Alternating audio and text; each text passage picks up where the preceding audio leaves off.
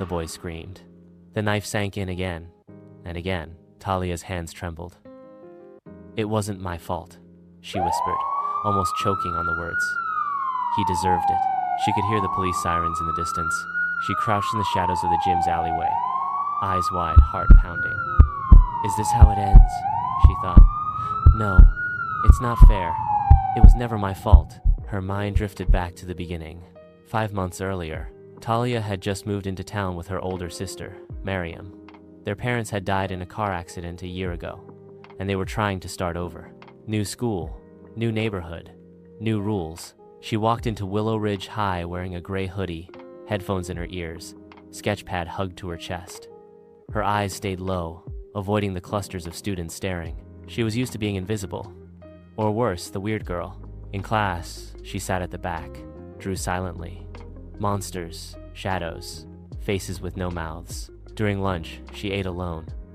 Nobody sat beside her. Not until Jaden.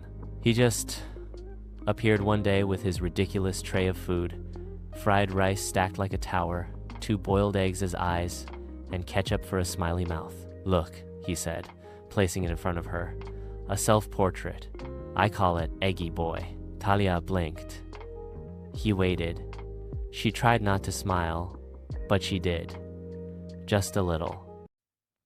In the art room, Talia immerses herself in sketching, headphones sealing her off from the chaos. Jaden storms into the serene art space, his boisterous energy shattering the peace. Jaden leans in close, invading Talia's personal space with playful taunts. Talia's lips curve into a subtle smile, betraying her amusement despite her efforts to ignore him. Jaden persists with a taunt.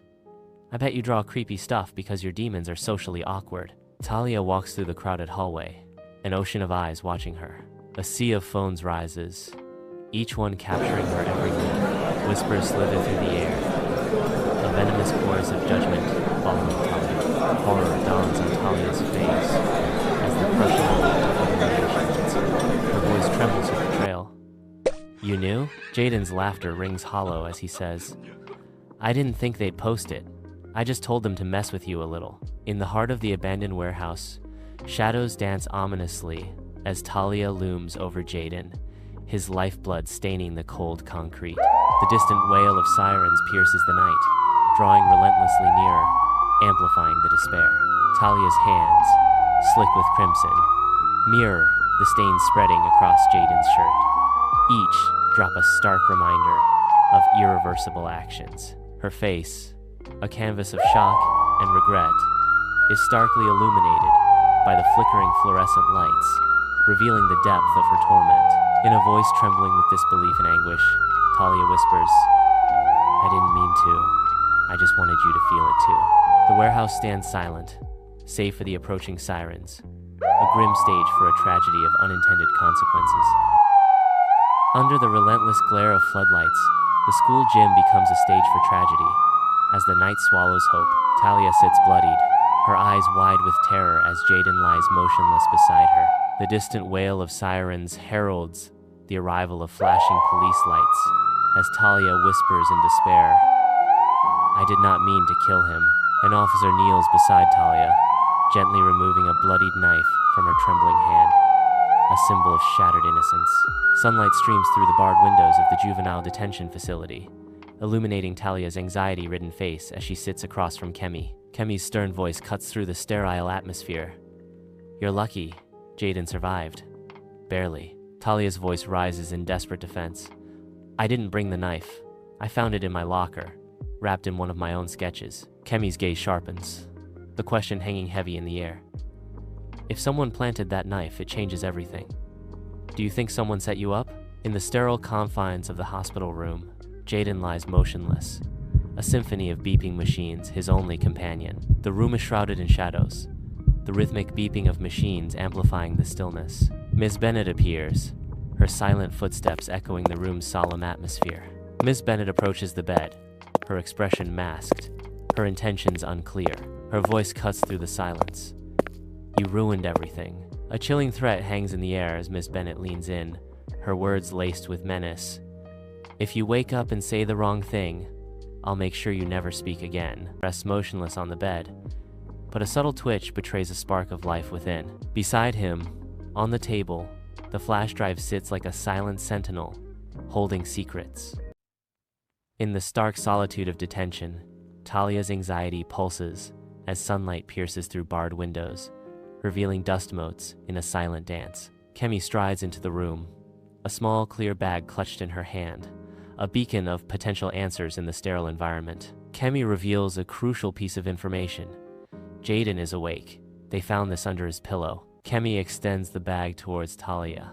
There's no label, but if it was planted, it might hold evidence. In the dim office, Kemi inserts the flash drive, the gateway to unseen truths. The computer awakens, casting an eerie glow across the room, revealing digital secrets. Titles flash across the screen. Talia, Mental Responsione, MP4. Another title looms. Project Electo, School as Social Petri Dish. A voice breaks the silence, a haunting echo from the digital depths. Bennett said it's just an experiment. The words hang in the air, a chilling revelation of hidden agendas. In the deserted school, Mr. Ayo shuffles wearily, his keys the only sound in the echoing silence. Mr. Ayo pauses before Ms. Bennett's office, the door a barrier to secrets within.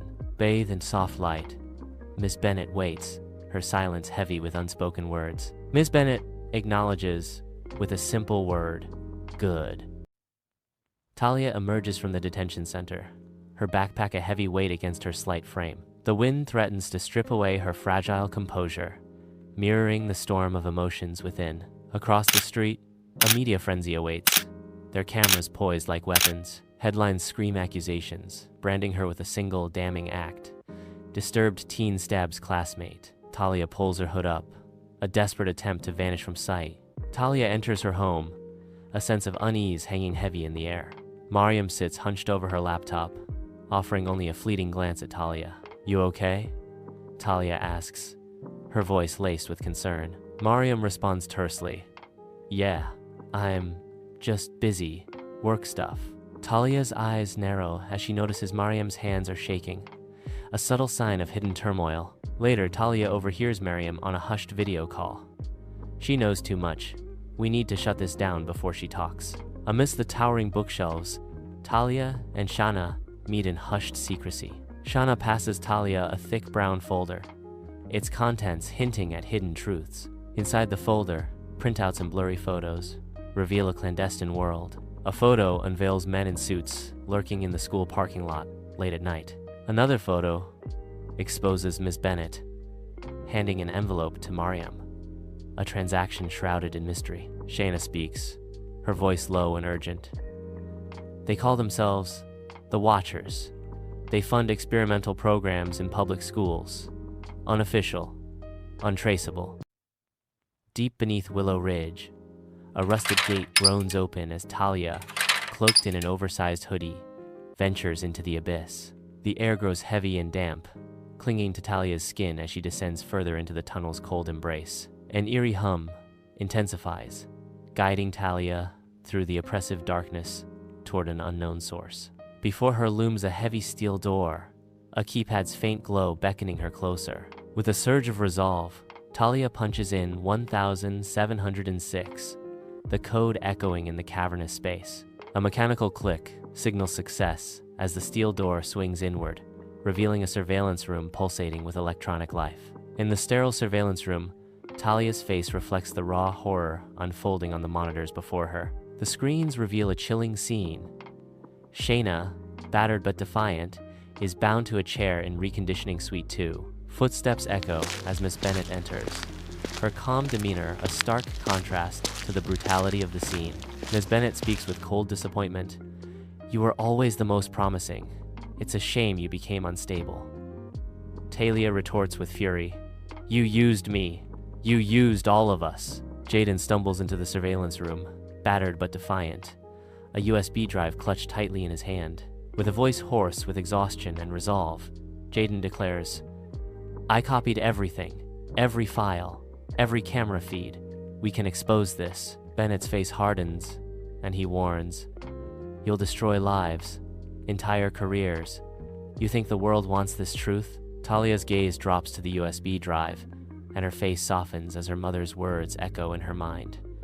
When you don't know what to do do what you wish someone had done for you. Driven by her mother's wisdom, Talia resolutely plugs in the drive.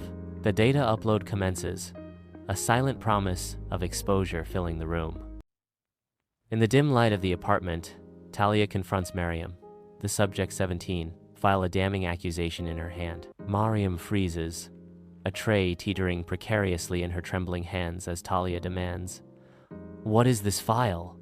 Why have you been keeping secrets from me, Mariam?" Mariam's voice trembles as she reveals, "You were chosen, even before the fire."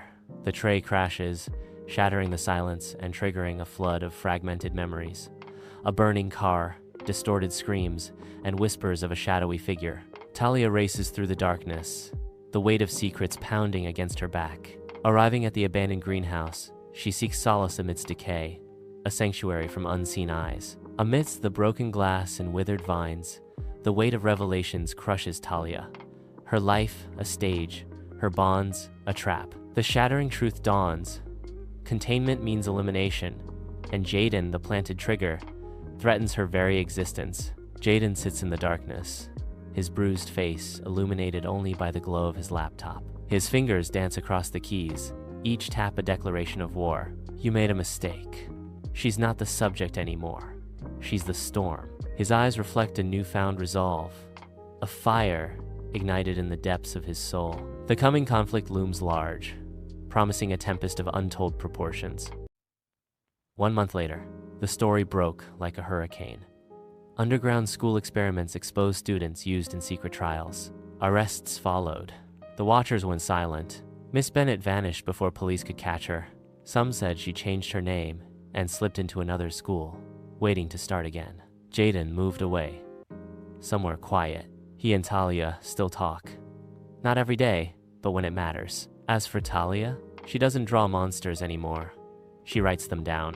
She tells the story, not to be famous, but to warn the next girl in the hoodie before the silence screams again. The end, or is it?